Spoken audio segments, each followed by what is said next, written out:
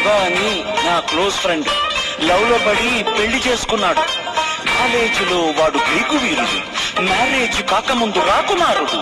అంతా జరిగి just 1 month కాలేదు, ఎంత మారిపోయాడు గుర్తుపెట్టలేనట్టు. పక్క చిక్కిపోయి మంచి లుక్కుపోయి కేసు పారిపోయి జుట్టు రాలిపోయి ఈ దేవదాసు వాలకం దేనికంటే తను దేవిదాసు కావడం వల్ల అంటూ బుక్కు పట్టి వచ్చాడు, ముక్కు చీరుకున్నాడు. ఒక్క చుక్క మందు కొట్టి ఫ్లాష్ బ్యాక్ చెప్పాడు. పొద్దున్న లేస్తూనే తన అందాన్ని పొగడాలి, మరి ఏ పూట కాపుకే తన కైలవ్యు చెప్పాలి.